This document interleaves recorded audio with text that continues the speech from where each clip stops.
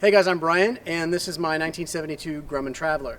This is a Lycoming 0320 powered aircraft, and most of the Grummans, Travelers, and Cheetahs are going to have the 320. It's a 150 horsepower engine, but most of the time they've upgraded to the high compression pistons, which they call it a 160 horsepower engine. What it's really done is, as this placard shows, it's now considered 150 horsepower at 2650 RPM, which is lower. So technically, I think legally, still a 150 horsepower engine. It's a great aircraft. It's not very fast. I cruise around 110, 115 knots. So it's not a great deal of speed, but it's a ton of fun to fly. This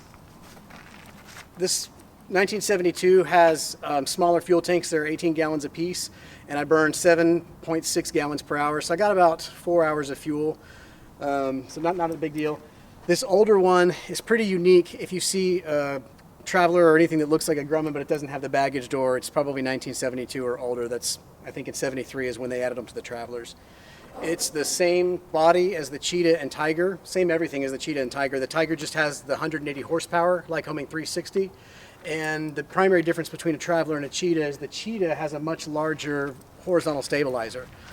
This horizontal stabilizer is the same one, I believe, that was on the AA1s, I think they were called the Yankees. And it's a much smaller stabilizer. It's also tapered.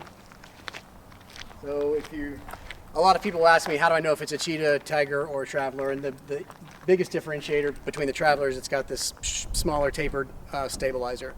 It is a 4-place aircraft. The sliding canopy is how we get in and out of the plane.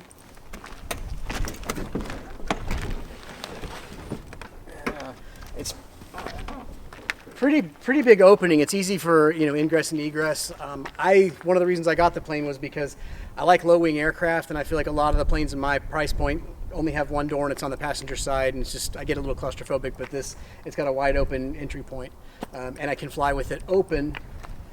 You'll be able to see right here. There's a detent. I can fly with the canopy open to that point up to 130 miles per hour. So they give it about that much room. Realistically, I do open it during flight quite a bit, but that's really enough. Any more than that, it's kind of a novelty because the wind picks up and it gets very loud. Kind of an interesting fact, I think, is that when the canopy's open in flight, the wind actually tries to push the canopy forward and close it on you. I can open it, and as I fly, the canopy will close. So what most Grumman pilots do is they'll get a piece of PVC or they'll improvise something that clamps onto the side here to keep the canopy from closing in flight. So I've got a piece of tubing that I purchased at Walmart. I keep it on there. In the summertime, taxiing, it's a godsend in Texas. It's kind of hard to separate when I went to buy this plane, a lot of people said, oh, you're never going to get that thing off the ground in Texas. The climb is lethargic. These aircraft are famous for being, people say the climb is terrible. Max gross, the climb is 660 feet per minute. I'm rarely at max gross. I've never had a problem with the climb. I've flown other planes that climb better, but I feel like it's a very responsive plane, but I'm not sure that I would say it's more responsive than any other plane. Everyone says, oh, the Grummans are so responsive. It flies like a 172 or any other light single plane. If you talk about Grummans, people will always point out that the skin of the wings is glued to the ribs. There aren't any rivets on the aircraft, so you have the ribs inside here, obviously, and then the skin is glued down.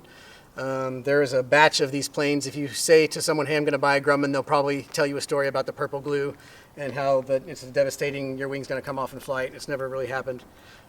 There was a few serial numbers where the glue was not, there was some problem with it, and they say the wing delaminates, which basically the skin will pop off a rib. So you'll see people sometimes tap in with a quarter to see if it's come loose, but it's never had a catastrophic failure. The way the skin wraps around the wing, if it were to come off, it wouldn't do anything like that. As far as carrying stuff, this one only has an 860 pound useful load, but what's really nice about these planes is the back seats come out and you have 6 feet of space back there. So if you want to put golf clubs, some people put bicycles. I mean, it's a tremendous amount of space. I've heard people tell me that they go camping and they just sleep in the back of the plane. I tested it out once. I didn't sleep, but I laid down back there for a video that I was making that was a joke. But it's got a tremendous amount of room in the back if you want to haul, bulky things that obviously aren't too heavy. One really unique thing about the Grummans is the envelope for weight and balance.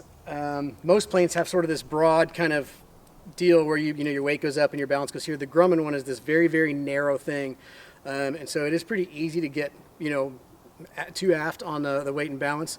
But it's I have 2 young kids and my wife, and the 4 of us, we fly around in this with a suitcase, and probably be able to do that until they're about high school age. So right now we're a little over 400 pounds as a family, and it's not been an issue. But I don't think I would put 2 heavy guys in the back and just me in the front. That would cause a problem.